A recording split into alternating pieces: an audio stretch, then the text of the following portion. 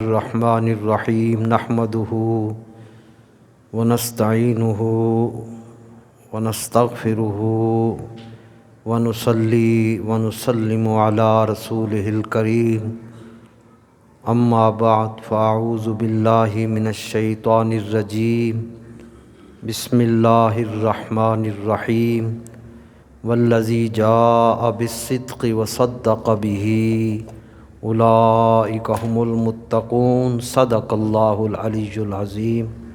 محبت سے درود شریف الصلاۃ والسلام علیکہ یا سیدی یا رسول اللہ وعلی آلک واصحابک واہل بیتک یا سیدی یا رحمۃ للعالمین۔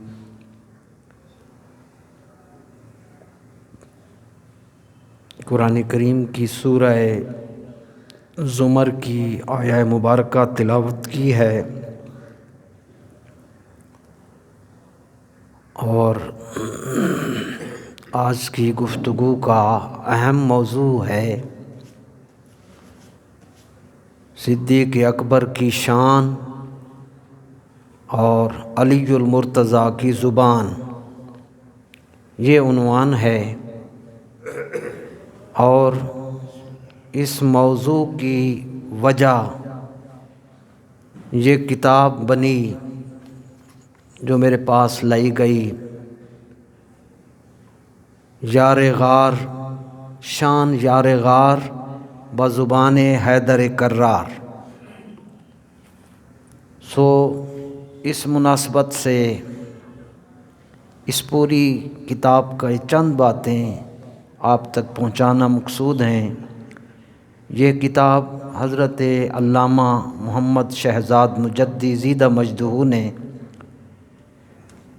تحریر فرمائی۔ اس حوالے سے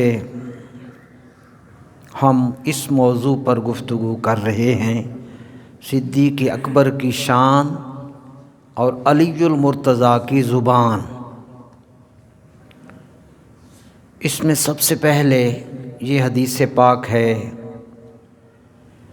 جس کو پڑھ کر ایمان تازہ ہوا، اور یہ حدیث شریف مستدرک للحاکم اس کے اندر یہ موجود ہے۔ حضور علیہ السلام نے ارشاد فرمایا، ان اللہ تبارک و تعالی اختارنی و اختار لی اصحابی۔ ہم کسی بھی اونچی شاپ یا کسی مارکیٹ میں اپنے لیے جب کوئی چیز پسند کرتے ہیں، ہزاروں میں سے ایک چیز کو پسند کرتے ہیں، یہ ٹھیک ہے۔ کوئی بڑا بادشاہ کوئی چیز اپنی پسند کی کرتا ہے تو وہ اس کے لیول کی ہوتی ہے۔ آج ہم یہ اس حدیث کی روشنی میں عرض کر رہے ہیں کہ اللہ نے اپنے لیے کس چیز کو پسند فرمایا۔ اس حدیث شریف میں اس کا جواب ہے، پوری کائنات ہی اسی کی ہے، ساری مخلوق سب کائنات حسین اچھی ہے، مگر پوری کائنات میں اللہ نے اپنے لیے کس چیز کو پسند کیا؟ حضور علیہ الصلوۃ والسلام نے ارشاد فرمایا، ان اللہ تبارک و تعالی اختارنی۔ ساری کائنات میں اللہ نے اپنے لیے مجھ محمد کو پسند کیا۔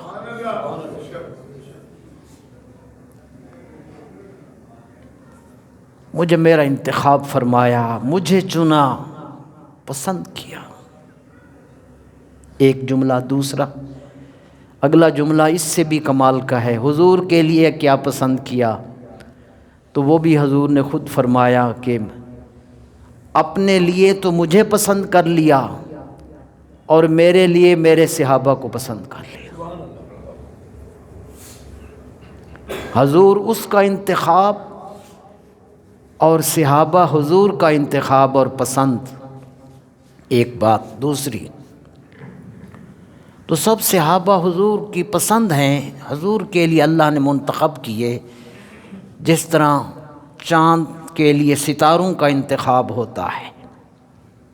ستارے ہی سجتے ہیں چاند کے ارد گرد، اسی طرح حضور کے ارد گرد صحابہ و اہل بیت ہی سجتے ہیں۔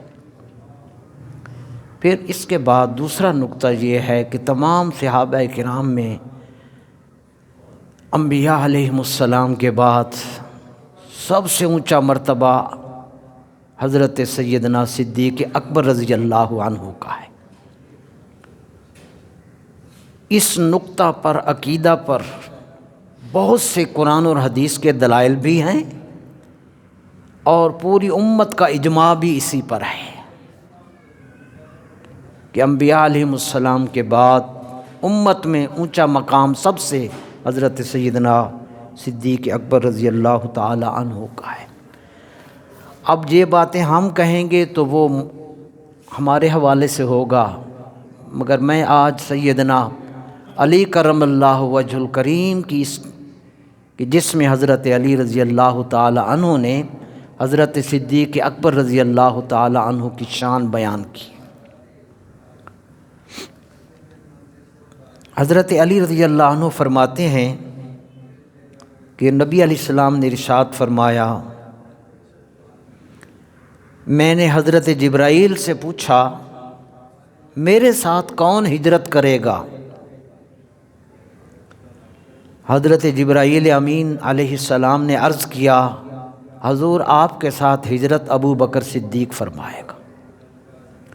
اسی روز سے رسول اللہ صلی اللہ علیہ وسلم نے آپ کا لقب صدیق رکھا، حالانکہ آپ کا نام عبداللہ ہے۔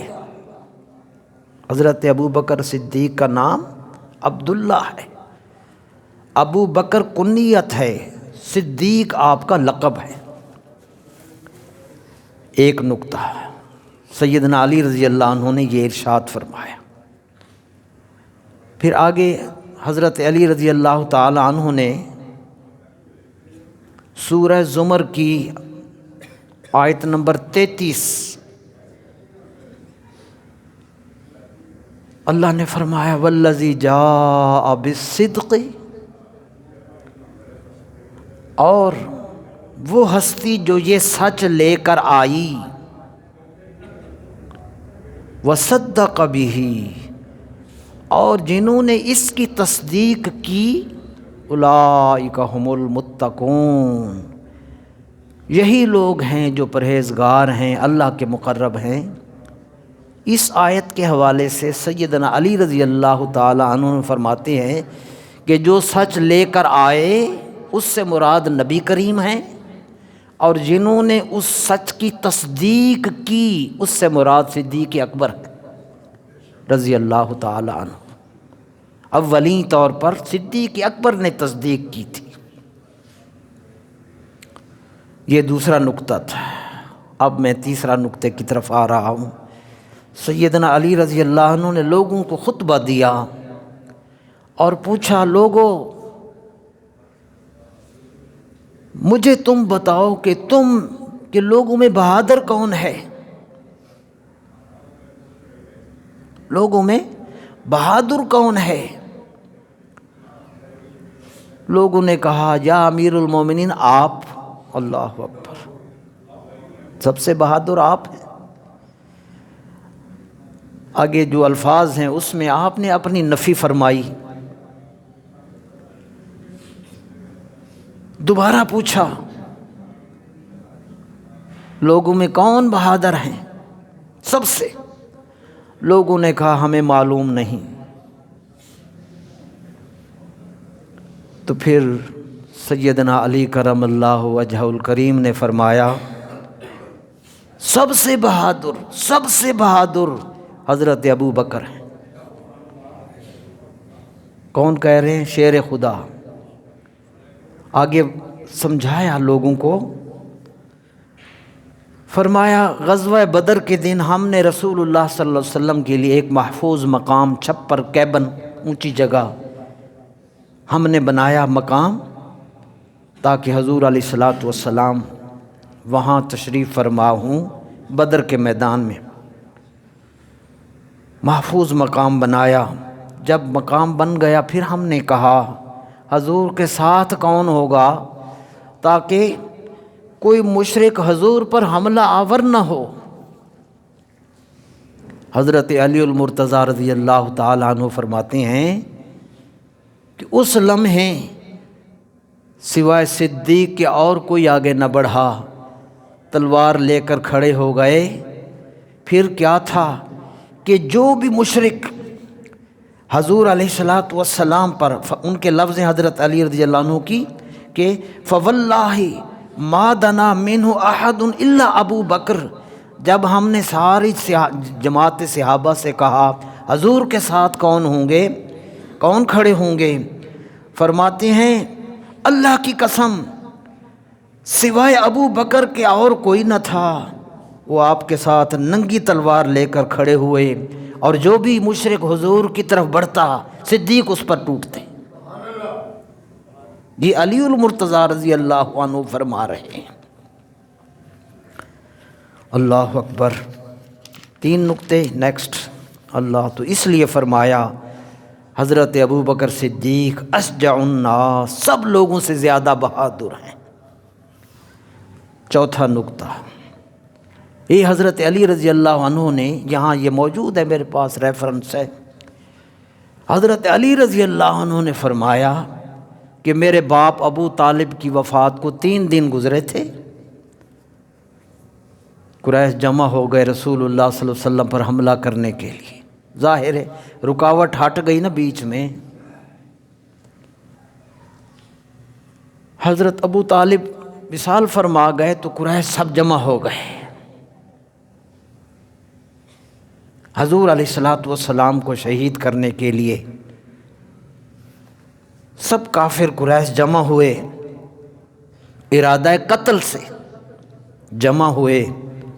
اللہ اکبر۔ حضرت علی رضی اللہ عنہ نے فرمایا کہ ان حالات میں، اس مشکل گھڑی میں، سوائے ابو بکر کے اور کوئی کام نہ آیا۔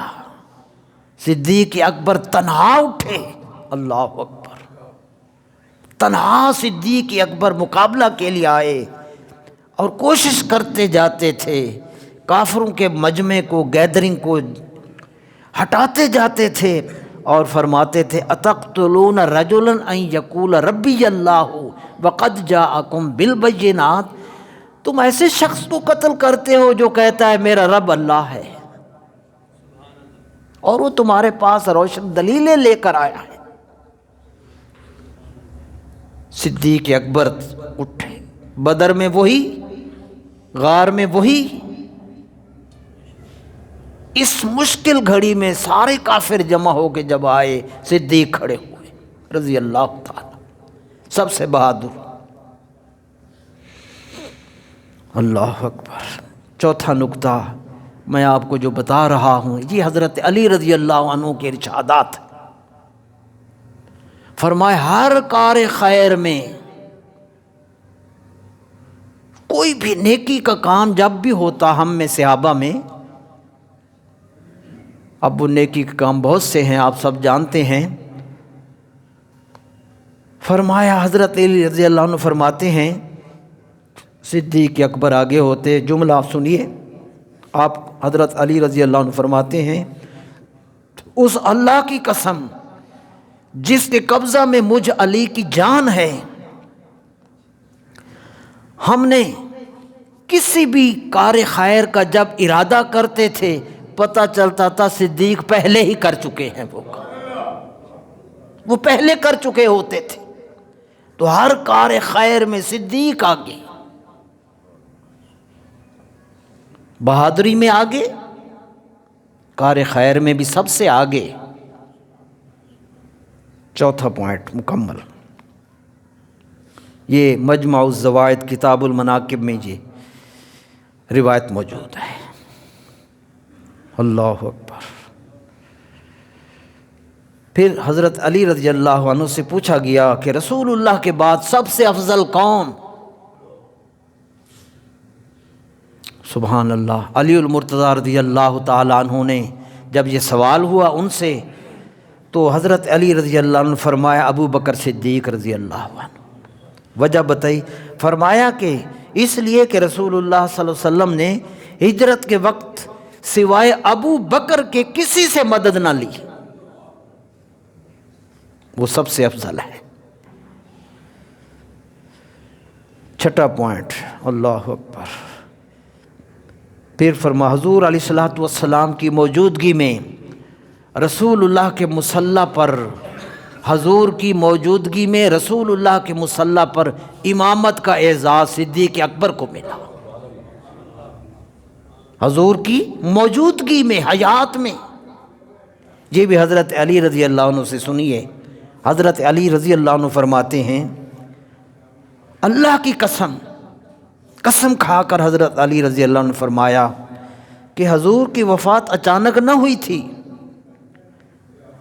بلکہ حضور چند شب و روز بیمار رہے۔ مؤذن روزانہ حضور کی خدمت میں جاتا، حضور نماز کا ٹائم ہو گیا، اذان دے کر مؤذن حضور کی خدمت میں جاتا، نماز کی اطلاع کرتا، اور حضور کیا فرماتے، مرو ابا بکر فلیصلی بالناس، ابو بکر کو حکم دو لوگوں کو، صحابہ کو نماز پڑھائے۔ چنانچہ حضرت علی رضی اللہ عنہ فرماتے ہیں، حضور نے مجھ سے نماز نہیں پڑھوائی حالانکہ میں وہاں موجود تھا۔ پس رسول اللہ صلی اللہ علیہ وسلم نے جس کو ہمارے دین کی امامت کا حکم دیا اور امامت کروائی، ہم نے اسی کو اپنی قیادت کے لیے، خلافت کے لیے، حکمرانی کے لیے منتخب کیا۔ اللہ اکبر۔ جی، حضرت علی رضی اللہ عنہ کا حضرت صدیق سے حدیث روایت کرنا، روایت کا معنی ہوتا ہے کسی سے سن کر آگے بتانا۔ حضرت علی رضی اللہ عنہ نے حضرت صدیق اکبر سے حدیثیں سنی، وہ اس کتاب میں موجود ہیں، میں ایک سناؤں گا۔ حضرت علی رضی اللہ عنہ فرماتے ہیں، کوئی دوسرا شخص جب بھی رسول اللہ کی حدیث مجھے سناتا، میں اس کو کہتا پہلے قسم اٹھا، پہلے قسم اٹھا کہ تو نے یہ حدیث رسول اللہ سے سنی ہے۔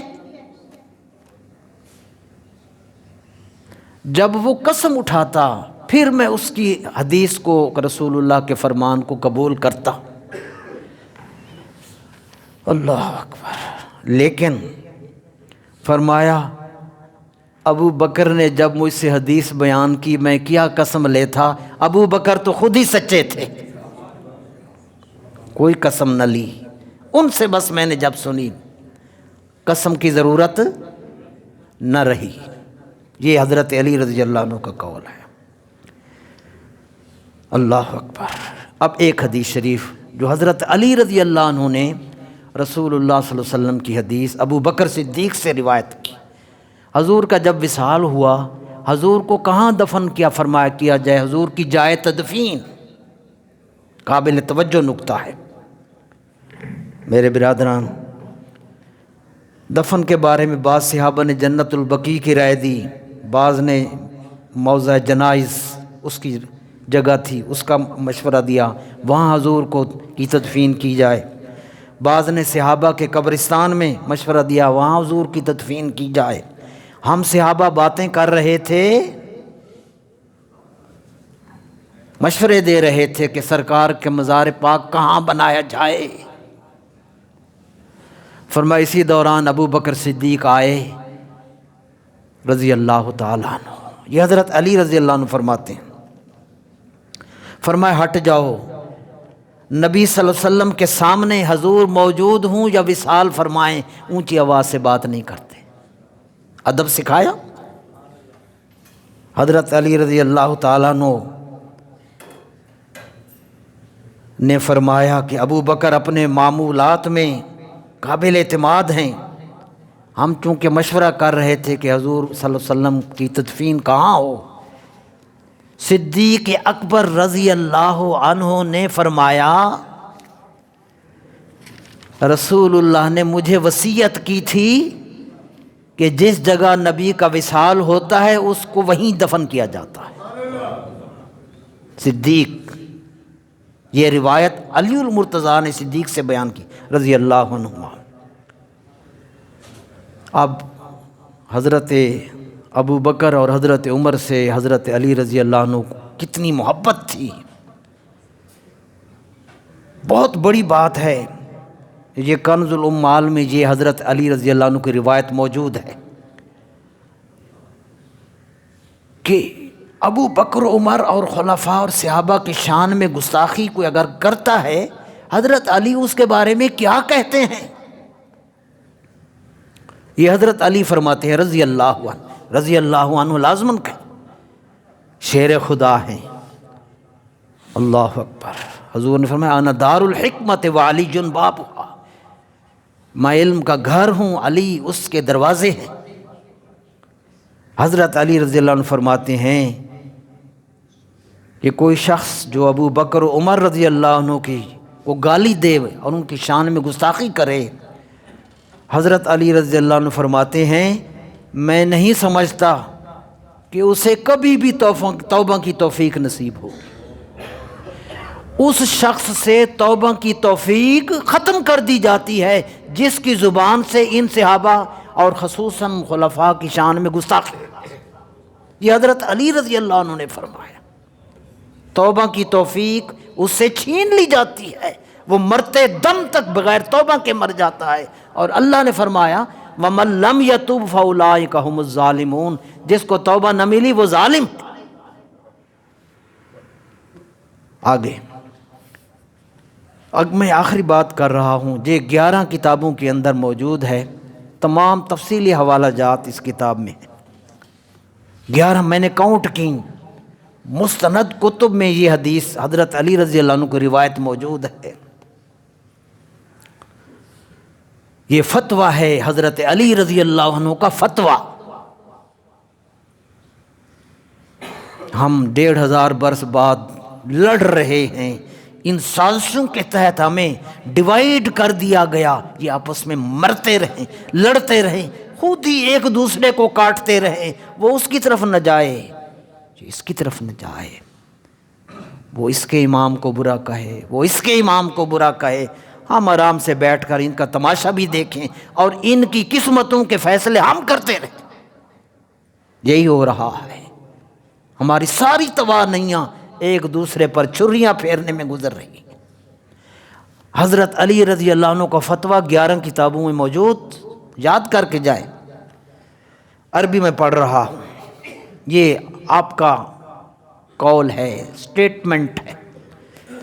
حضرت علی المرتضیٰ رضی اللہ عنہ سے حضرت آپ کا فتویٰ حکم بن حجل سے روایت ہے، وہ کہتے ہیں میں نے علی المرتضیٰ سے سنا، وہ فرما رہے تھے لا یفضلنی احد علی ابی بکر و عمر الا جلدتہ حد المفتری، جو شخص بھی مجھے سیدنا ابو بکر اور سیدنا عمر رضی اللہ عنہما پر فضیلت دے گا کہ علی ان سے اونچا ہے، سیدنا علی فرماتے ہیں جو شخص بھی مجھے ان دونوں عظمت والے صحابہ ابو بکر عمر پر فضیلت دے گا، برتری دے گا، سیدنا علی رضی اللہ عنہ فرماتے ہیں کہ میں اس کو بہتان بازی کی سزا دیتے ہوئے اس شخص کو کوڑے لگاؤں گا۔ یہ حضرت علی رضی اللہ عنہ کا قول۔ آخری بات، آئیے اس صدیق اکبر کی شان جو حضرت علی رضی اللہ عنہ کی زبان سے آپ نے سنی، میں مشکوٰۃ شریف سے ایک حدیث پاک سنا کر بات کی طرف ختم کر رہا ہوں۔ حضور علیہ الصلوۃ والسلام کی وہ مشہور حدیث پاک مشکوٰۃ شریف میں موجود ہے، باب فضائل ابی بکر میں۔ اللہ اکبر۔ حضور علیہ الصلوۃ والسلام نے فرمایا عن ابی ہریرہ رضی اللہ عنہ قال قال رسول اللہ صلی اللہ علیہ وسلم اتانی جبریل، صحابہ میں بیٹھ کر حضور نے صحابہ کو یہ بتایا اتانی جبریل، میرے پاس جبرائیل امین آئے اور فاخذ بیدی، میرا ہاتھ پکڑا، فارانی باب الجنہ الذی یدخل منہ امتی، میرا ہاتھ پکڑ کر مجھے لے گئے، یہ خواب کی بات یقیناً، مجھے لے گئے اور مجھے جنت کا وہ دروازہ دکھایا جس سے میری امت داخل ہو، کیونکہ دکھ جو تھا ہر وقت ہی امت، اللہ نے فرمایا لعلک باخع نفسک حریص علیکم، ہر وقت امت، اللہم ہب لی امتی، اے اللہ میری امت مجھے عطا کر دے، میں جانوں میری امت جانے۔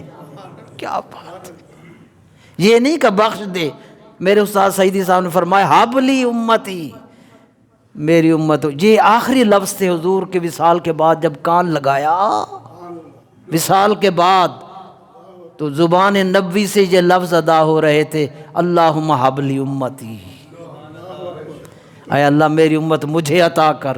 استاد سعیدی صاحب نے فرمایا ہبہ کسے کہتے ہیں؟ فرمایا بغیر معاوضہ کے کوئی چیز دے دی جائے، معاوضہ نہ لیا جائے، بغیر معاوضہ کے کوئی چیز دے دی جائے، ہبہ۔ حضور عرض کر رہے مالک میری امت مجھے دے دے، میں جانوں میری امت جانے۔ تو چونکہ درد تھا امت کا تو فرماتے جبرائیل امین آئے، میرا ہاتھ پکڑا، مجھے لے گئے، وہ دروازہ دکھایا جنت کا جہاں سے میری امت داخل ہوگی۔ حضرت صدیق اکبر بیٹھے تھے، جب صدیق اکبر رضی اللہ تعالی عنہ نے یہ لفظ سنا، عرض کی حضور وددت، تو میرا دل چاہتا ہے جہاں جس وقت آپ وہاں تھے میں بھی آپ کے ساتھ ہوتا تو وہ دروازہ ہی دیکھتا۔ محبت تھی، کسی اور نے نہ کہا، بس پھر ظاہر ہے وہ سب چیزوں کو دیکھ جو رہے ہیں۔ حضور علیہ السلام نے حضرت صدیق اکبر سے فرمایا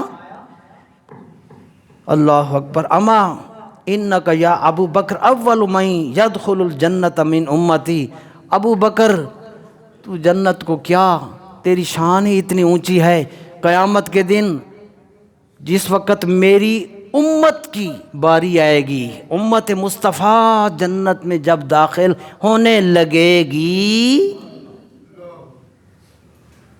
ساری امت حبیب کھڑی ہوئی ہے، انبیاء کی نہیں بات، جب میری امت داخل ہونے لگے گی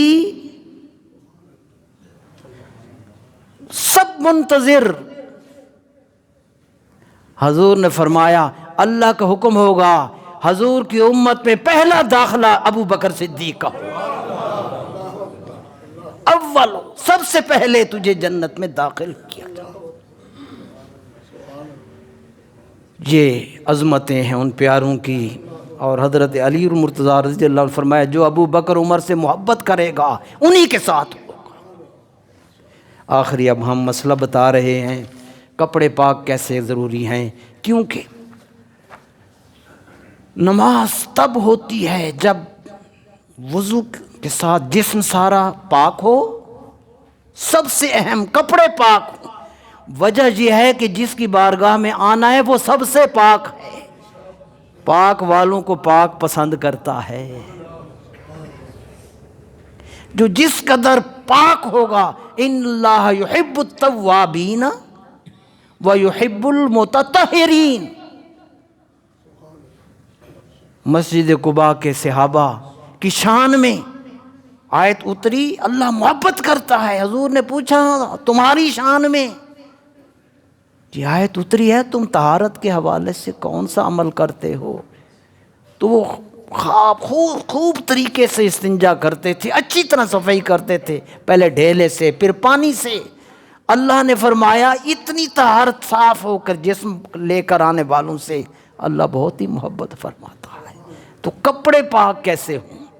تو کپڑے پاک تو تب ہوں نا جب ناپاک ہو جائیں۔ اب ہم ایک نقطہ بتا رہے ہیں کہ وہ کون سی چیزیں ہیں جو ناپاک ہیں شریعت اسلامیہ میں۔ سنیے، دین اسلام میں جو چیزیں ناپاک ہیں وہ یہ ہیں، حرام ہیں جو چیزیں وہ یہ ہیں۔ نمبر ایک حرام چیزیں، نمبر ایک شراب، نمبر دو خون، نمبر تین پیپس، نمبر چار خون حیض مینسٹریشن کا بلڈ، نمبر پانچ ولادت بچے کی ولادت کے بعد جو بلیڈ ہوتا ہے، بلیڈنگ ہے، وہ بلڈ، خون ناپاک۔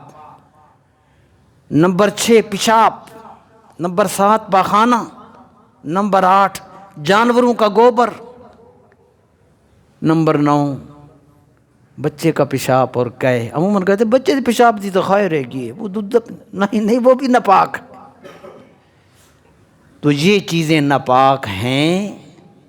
یہ ناپاک چیزیں جب کپڑوں پر، اسی طرح منی ہے، انزال کی چیز ہے، یہ سب ناپاک ہے، نجاست ہے۔ شریعت کا حکم یہ ہے۔ امام مالک نے فرمایا نماز کا ایک مسئلہ کسی کو بتا دینا۔ آخری وقت جب امام مالک آیا، فرمایا نماز کا ایک مسئلہ کسی کو بتا دینا روئے زمین کی ساری دولت صدقہ کرنے سے بہتر ہے۔ اللہ تعالیٰ فہم عطا فرمائے، آمین۔